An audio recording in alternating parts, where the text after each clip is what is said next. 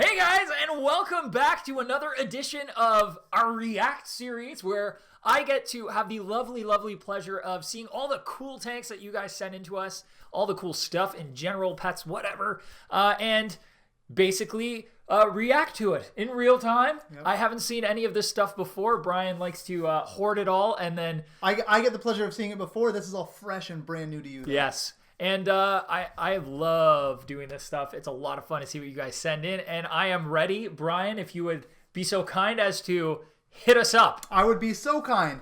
Okay, this one is from Carl H. Nice. And his write-up is, it's a 75-gallon mainland with 2 canister filters and a sponge filter. The filters are a top fin and a Fluval 306B.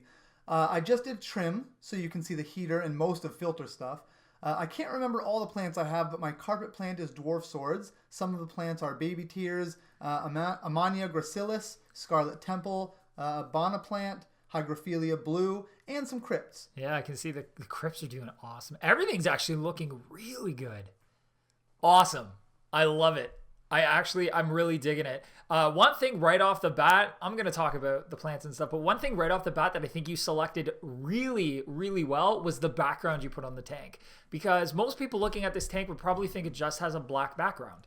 But in actual fact, you chose a background that has some rock printed on it and some driftwood that looks like it's coming down from above the water. And the black it's solid black behind it. And it looks really good in this instance. Really, really good. Depending on, sometimes people just choose backgrounds all willy-nilly and throw it on. They're like, that's pretty, and they throw it up. Right. And they don't really think about how it's going to look with everything inside the tank. I think you nailed it with this background.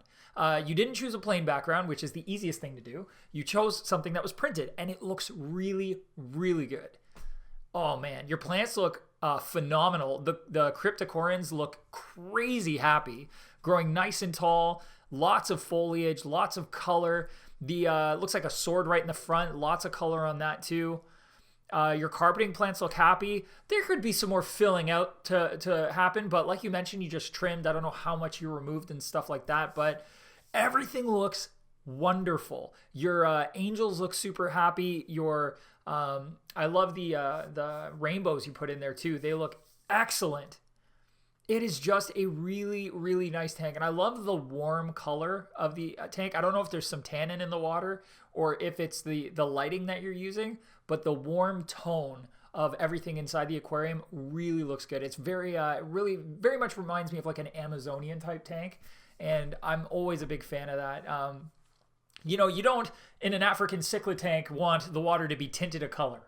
You want it to be crystal clear so you can see the fish, and right. That's really what their habitat looks like. There's no tannin really, but when you're doing something like this that's Amazonian based, it looks phenomenal. And I don't mind that I can see your heater and your filter and stuff. It actually hides pretty well, considering that they are right out in the open at the moment. It looks really good. And it's very cool because you see like this side is super busy. And yeah, then, like, and it tapers fades off into like this nice sort of bare area where you just see like substrate and some plants and then like one little rock. It's a very, very cool tank in terms of the aquascape and how it's laid out. I love it. Yeah, and that's one of the reasons that background works so well is because we've got very dense plant population in one corner of the tank. And there's been a couple other tanks that utilize this where they almost bisect the tank from like the front right to the back left or vice versa. And then having just the rocks exposed with some open substrate and then the rocks in the background being exposed there really kind of gives it that open feel like you're on the edge of a river or a lake, right? You've got the sandy basin and then all the plants growing around it and stuff, and it just looks awesome. Very pretty tank. Great work. Awesome. Excellent. Carl, very well done. Thank you for sending that in. Next up, we have the Pessimistic Optimist. Love the username. Number 1. Nice. I'm just going to point out how this is a sharp contrast to the aquascaping style of the last planet tank we just saw. So this one, rather than being very plant heavy, is very hardscape heavy and in a very, very well done way. So we've got a nice kind of offset V shape inside the tank using dragonstone, which is very porous, has a lot of texture to the surface, very attractive, very interesting to look at. And then on the other side, we have more dragonstone, but with a lot of root structure, like the background of the last tank, coming down from what looks like outside of the aquarium down into the rock structure. And they've worked it in, so it looks like maybe that tree was growing against that rock and either died or, was flooded or whatever. And then the plants are very simplistic, right? They're all very similar shapes. They're all kind of a long broadleaf plant. Right. The swords in the back, and then some of the other, I don't know if that's Hydra or whatever in the front. And then the Anubias, which is nice. And there's not a lot of color going on with the plants. It's basically light green and dark green, and then some floating plants too. But the rock is bringing the interest, and then the plants are an accent to the hardscape instead of the other way around, where the hardscape's accenting the plants, which looks phenomenal. I love the fact that you've mixed sand with a slightly larger gravel, which I've done in the past. I did that with the 265 mega build. I love it when you do that because it's a really nice way to bring larger rocks from a hardscape into the substrate without it being just a hard line, because that's not always what happens in the wild. And it just looks phenomenal. Your fish look really happy. There's a lot going on in the tank. We've got some dwarf neon rainbows, which I always tell people they should buy because they're awesome. Looks like we got some entlers, some guppies, some neons in there, some rummy nose. There is one cryptocorin in the side here beside the dragonstone. I almost didn't notice it at first because the wafering the leaves matches the dragonstone texture, right? Which is kind of blends it in a little bit. But man, I can see that there's an internal filter in there, very well hidden. Yeah. Again, almost didn't notice it. I just noticed the lines of the intake at the top there. It's just peeking out there. Yeah. Man, very well laid out tank. The background on this tank works extremely well too. It's just a stone fascia for a background. And it looks really, really nice. Great work. Very well done. One of my favorite hardscapes I've seen so far. Nice. Awesome. Jelly. Pessimistic Optimist. Thank you so much. This one is from Christian P. Nice little video. He says, my name is Christian. I'm 17 years old. This one is ocean-themed betta tank. Wonder if you could provide any tips on making the tank look better, as well as how to make my fish more active in their environment. Cool. So first off, you did a great thing by getting an all-in-one system that has a power filter on it for your betta. It also looks like it's a decent size tank, maybe around 2.5 gallons. Great size for a betta. The fact that you've got moving water in there is a great thing. All too often people think bettas just belong in like a little bowl or a small tank with no power filter or anything like that. So you're doing awesome. I will caution you though that anything made from calcium carbonate like seashells, etc., will often buffer the pH of the water. It could get higher than what is usually optimal for bettas, although bettas are pretty hardy and tolerant, so you might not find that it's an issue. In terms of, one thing I will say for sure, in terms of aquascaping, cylindrical tanks are one of the toughest shapes to aquascape, along with tall hexagonal tanks that, have that cylinder shape. They're just obviously flat-sided instead of round. And the reason that is you've got a lot of height, but you don't have a lot of floor space. So sometimes the best way to aquascape those tanks is to have something nice and tall and thin in the center and smaller things around the outside, and allow the fish to work around the outside of the aquarium. Yeah. Now, bettas will often use leaves and foliage to lay down on and rest.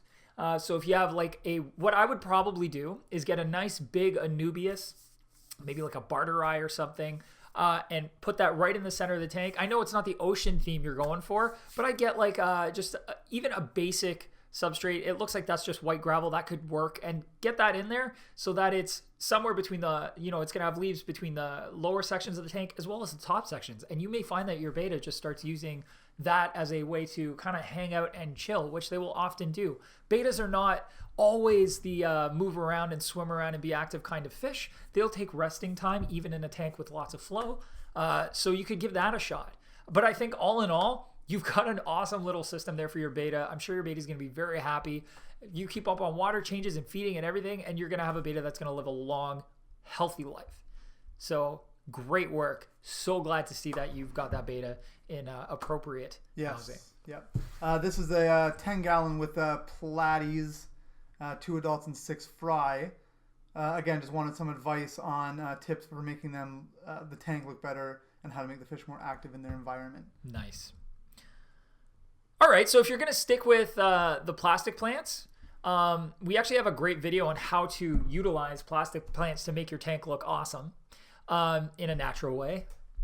But really, the only thing that's I think you're lacking is just placement.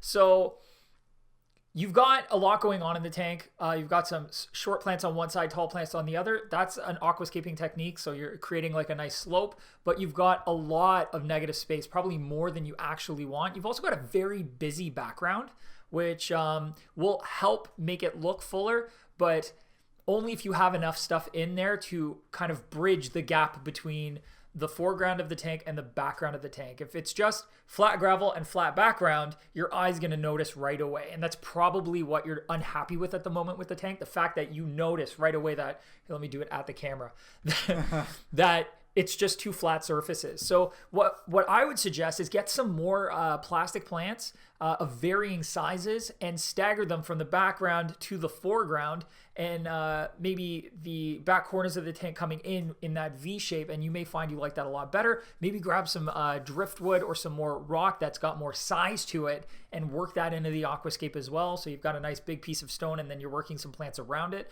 On the third line of the tank, you may find that that's going to bring the tank up to where you'd like it to be. I think you're off to a great start, though. I love the fact that you've got larger rocks in with your gravel there. It mixes it up a bit. Now, would it be valuable to make it look a little more natural or better? Like, these rocks all seem generally placed a uniform distance from each other. It would be better to maybe mix it up a bit to make it look a little more... Yeah, so what I would actually suggest is if you do go out and get that bigger rock like I'm suggesting, you kind of pile little spots of those larger stones, larger than your gravel, around the base of that rock, and then work it out slowly into the substrate. So it looks like that rock over time is kind of crumbling down and just working its way out into them. Exactly. And then use those stones instead of individually, like small clumps of 3 or 5 or 1 here and 1 there or 2 here, rather than spreading them all out like an even distance from each other. And that will make it feel a lot less intentional, and it'll seem a lot more happenstance,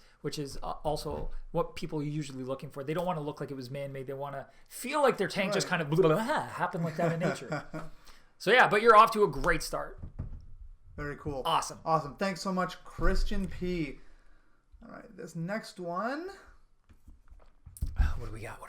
This is from Joshua B. Flowerhorn. Now he says 29-gallon tank with 1 magma flowerhorn. Nice. This is his grow out tank for a while until an upgrade is needed. I plan on putting a full black background on in the next day or so. I imagine that's already got one of my comments out of the way for me. He saw it coming. Yeah, no, he's watched these React videos before. It's like, Thomas is going to say something about a black background. I'm just going to throw it on there and avoid that altogether. First off, your fish is stunning. I love the caulk is, so far, it looks like it's developing really well. The flowers on it are massive. The flowers being those black dots with the blue around them. And it's got a nice, almost solid flower line down the entire body and tons of pearling, it looks like, all through the back end of the fish and in the finnage. Nice red in the chest. And the finnage is awesome. Like the top fin there, the streamer on it is massive. See that streamer there? That's going to be a gorgeous fish, and I hope you update us as he grows, because impressive. What's like the growth rate on these guys? Like with a big tank like that, like how long would it take him to get, like, let's say double that size, more or less? Actually, before he gets double that size in that tank, he'll start slowing down because he doesn't have enough room. So basically, once he's about a third larger than he is right now, like maybe an inch in length, inch and a half, that would be about, in my opinion, upgrade time, because the more space you provide them, the faster they will grow to fill that space, because in the wild, they've got an infinite amount of space, and they just grow and grow and grow, and you feed them and they just keep going. So yeah, it won't take too long. I would say within 6 months, that fish is going to be crazy impressive. Wow. Crazy impressive. I'm really looking forward to seeing it again in the future. Yeah. The tank is adorable. I love the fact that we've got like a whole bunch of different colored like pearlized plants in there. Just absolutely shenanigans. And then some like neon ones in the center there too. Yeah. But for a grow It's tank, a playful little tank. yeah. And lots of open space, which is really important because the Flowerhorns are going to get big. I was going to ask about that. It looks like there's a ton of open, Yeah. not really much in real estate used for like not taller plants or more. It's a lot of space to just swim around. Yeah, and you know what? Flowerhorns are not shy fish. If true. that tank was completely bare, it wouldn't even care. It would be like, "Hey, you gonna feed me? I see you walking there. Do you want to come over here and pop some food in here? Do me a favor. Just I know you see me. I know you see me. Exactly. Hey, stop walking away. Hey, over here. No, they like big open spaces. They're not shy. They're going to utilize the swimming space, and especially with a fish that's going to grow relatively quick, it's probably the best decision just to keep the things nice and simple. So, no, great work. You got decent amount of filtration on that tank. You're going to end up with a canister filter in the future. I am certain of it. I love that you've got extra flow in there too, keeping the oxygen nice and high with the Corallia in the top corner of the tank there. Good. Adjustable heater in there. Now, I think that heater in future, you're probably going to want something that's shatterproof, just because them Flowerhorns can get quite boisterous in their tanks, and they might smash it in the future during feeding or something. But for now, probably not big enough to have any complications. Stoked to see that fish in the future. Yeah. Awesome choice. Keep us updated, Josh. Yes. Please. Good job. Very cool. Awesome. Next up, we have Marlo Montes from Monterrey, Mexico. Nice. Hola. Woo. So, beauty. As he says, I'm from Monterrey, Mexico. I'm starting on this hobby. I love your videos. Keep doing that awesome job. Thank you. Thank Marlo. you. Okay, so this is a great example of a tank that is reliant almost entirely on hardscape. It's got a very simple black background to try to hide the equipment. We've got one fish that I can see in it. It's the only fish I can see. It's a little gourami. And we've got a nice light substrate accented by darker stone with a lot of texture. And we've got a couple piles of small rock. The same rock is used in the center to kind of bring it all together. Mm-hmm.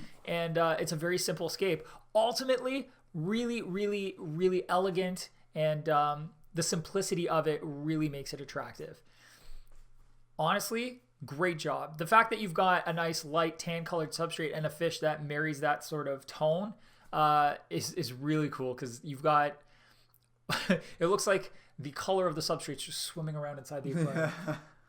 It's nice. It's very cool. It's a cool contrast. Like it's like this really cool blue, dark look here, and then like a big bright yellow fish as well that really pops out. Yeah. That looks great. And the shape of the rock reminds me of what state has those big pillars? Oh, like Utah or something, or Arizona or wherever. Yeah, it has that feel. Not the same color, right, but that structure, and it's really nice. It makes it feel like kind of like a miniaturized landscape. Sure. You know what I mean? Yeah. Very cool. Good work. I also love that it's not super brightly lit. I mean, it's hot on the bottom only because the rest of the tank is black. Right? So that's why it's kind of getting blown out there on the bottom a little bit. But I think ultimately it's not a super bright tank, which is a really smart move, especially when you don't have live plants or something to suck up extra nutrients. That way you're not getting too much algae. And it's just going to help everything in the background that's black just melt away. Yeah. It looks like there's a decent gap between the aquascape itself and the back of the tank, to help make sure that back just kind of fades away where it belongs back there. So yeah. Very cool. Excellent work. Good job. All right, next up we have Alex C. Who provided zero detail. Looks like a nice Fluval Aquarium Kit. A whole bunch of pretty fish. Some gouramis, some live bears, swordtails are in there. I see some rasboras as well. Really nice. Beauty. Okay, so live plants are in there. They look happy and healthy. We got some Java moss. The picture's pretty small, so honestly, I'm going to take a pass at naming most of the other ones. Maybe some Java fern, along with that Java moss. Maybe hygrophila. It's hard for me to tell. The mixed gravel is an interesting choice. Yeah. There's a gentleman in the office who absolutely loves mixing gravel, but weird colors, things that I don't usually approve of, and he loves that. He loves that it irritates me. Yeah. Does it just to get under your skin, huh? But at the same time, he's kind of worn me down a bit, so now I'm a lot more open to the idea of having those wonky substrates. It's a very subjective sort of... Yeah. But what I can appreciate about it is a lot of the color of the fish is brought into the substrate. So it's just from not thinking about aquascaping specifically, but just as a color palette, it works. And I like it. It's pleasing to the eye. Aesthetically, it's a very pleasing look. Yeah, and the driftwood's an excellent choice. It's a perfect size piece of driftwood for that tank. It's definitely helping with the rule of thirds. It's, kind of working on 2/3 of the aquarium as far as its own width, and it's kind of branching out into the rest of the tank, which looks great, giving lots of structure for the fish to swim in and around and work with. The stone in there looks like it may be in there specifically to hold the wood down. Or less specifically, it's just a really nice selection of stone to, again, just help add more weight to one side of the tank as far as hardscape goes, and then allowing the plants to do most of the work for the rest of the scape. I love tanks with plants, especially freshwater tanks, just because of the utility of it. It's going to help suck up extra nutrients. A black background could go a long way on this tank, but I'm not going to lie. I'm also kind of really enjoying the fact that it doesn't have, it's got a lighter look to the background. It's just the wall behind the tank. Right, but the black background would definitely make those fish pop. Yes. And the substrate, like we were saying. Save for that angel, which would just be a mysterious black lurking in the shadows. Galaxy swimming in the background. But it would hide all the equipment lovely. Great work. It's a fun tank to look at, and it's excellent cabinetry and furniture and stuff on that tank. I love it. It's good. Very cool, Alex. It looks like you got a canister on there too. Great choice for a good sized bio load of fish. Great work. Awesome. Thanks again. This one is from Carol J. Again, zero context. Oh yes. But it's up to you to interpret. That is one cool forest of moss. It looks like possibly flame moss, could be Java moss, some sort of taxiphyllum or vesicularia species of moss. So looks great. I love that you've used some. It looks like really thin pieces of wood in the background to also allow the moss to grow up and around.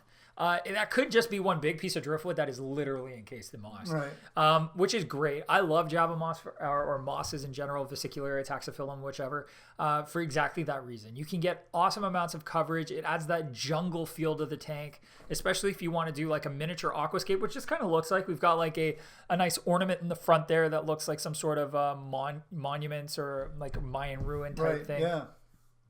Jungle ruins. I don't want to say Mayan. Not everything's Mayan. But there's a lot of Mayan ruins. So. there are. So that's really cool. It gives that ornament bigger presence. Yeah. Because if all the plants were massive, that ornament would feel tiny. Yeah. But because the plants have that fine texture to them, that ornament feels a lot bigger. I love these little cube things in the front. Yeah, that's an interesting choice. I don't know what they are. The shell is an interesting choice because usually planted tanks you want to lower pH, and shells will buffer the water. So that's an interesting choice, but a lot of people do it because shells are just really interesting and pretty. Yeah. And really, even if it adds a little bit of of calcium carbonate to the water, there's snails in there, which I can see, which I'm going to assume you put in there intentionally, that are going to benefit from that. Or if there are any shrimp or anything in the water, having that little bit of extra hardness to the water is not going to hurt them. So it can only benefit them. I love that you've used what looks like white mollies for most of the fish in the tank, as well as some guppies, because they stand out incredibly against that lush green background. Awesome. Now I have a question for you. Sure. No. I just noticed that there's bamboo shoots coming out of the tank. Oh, very cool. I guess that's why she probably tried to show show the top of them. Yeah, very neat. They're tucked in the background, so you don't really see them in the tank, but out of the tank you can see that. Oh, neat. They're doing they're having some fun there. Now my question for you is, my eye in this is drawn immediately to this thermometer stuck right on the front. Yes. Would you not be able to, is there a reason to have it right there? Would it be better sort of putting it on this side maybe and having it out of that direct line of view? Your personal opinion on that? Not gonna lie, I almost never stick them right on the front unless it's a very large tank, and therefore you just don't notice it. Because this is a smaller tank, you're right, that thermometer is right in your view. You could easily tuck it towards the back of the tank, but I'm gonna guess that Carol's keeping it right in the front there because it's the easiest place to read it. Quick, yeah. You look at the tank, you read the temp. I think I released a series on the best habits you can possibly have. One of the things I talk about is hand feeding your fish and checking the temperature every single day, because temp will kill fish. So, having it right there in the front, aesthetically, maybe not like on the top of your list of things, but for practicality, it makes perfect sense to have it right there where you're going to be able to read it easily, and you're not going to add one tiny step to checking something, and you are less likely to do it. Yeah, if that's it's true. In your face, it's going to happen. And don't get me wrong. There are people who would be like, oh, it's right there, I'm going to read it. You stick it on the side of the tank, they're like, I'll read it later. Yeah. I don't feel like fair. bending my neck. Yeah, no, I'm the same way for a lot of things. So you know what? I don't blame you. I just aesthetically, I was like, oh, well, maybe you could move it. But yes, it does make a lot of sense practically to have it Awesome front tank. and center. Awesome tank. Very cool looking. I love it. Perfect. Yeah. Awesome. Next up, we're going to move to one of our big fans, someone who joins us for virtually every Q&A. Is it Madeline or Madelene? It is Madelene from Sweden. Yes! This is hers, and she sent us her little write-up here. This is my 120-liter aquarium. I have 2 AquaClear 20 filters on LED light. In the tank, I have 5 rosy tetra, 5 heteromorpha rasbora, 3 cory catfish, 4 zebra snails. XOXO, Madelene from Sweden. P.S. Love your channel. And we love you. We love you. Honestly, she's there for everything. Everything. She's always telling everyone, like this stream. Madelene, thank you. Madelene's super fan from Sweden. It's nice to finally see your tank. Yeah. It looks great. You're off to an awesome start with this system. The plants look happy. I know the LED lights don't look like a ton of light going on that tank, but unless you're trying to go high tech and you're going to be pumping CO2 and stuff, sometimes just getting away with a smaller light that you can direct the actual, it looks like a nice gooseneck type pair of pendants that you can kind of direct where the light's going. Great choice. The AquaClears on there are going to be a lot of filtration for this size tank. I love that you split it up too, because it's so easy to just grab a big filter that's, says, hey, this will do X size tank, and throw one filter on there. But if anything goes wrong with that filter, you have no filter and you're scrambling. You're a big advocate for having backups. Yeah, redundancies. Yeah. Redundancies are key. And so not only does having 2 filters in this instance save you in the event that one filter goes down, you still have filtration, great redundancy, but also you're spreading the flow out onto both ends of the tank. You're going to have better flow throughout the entire aquarium because you don't have just flow on one side of the tank pushing to the other end. Yeah.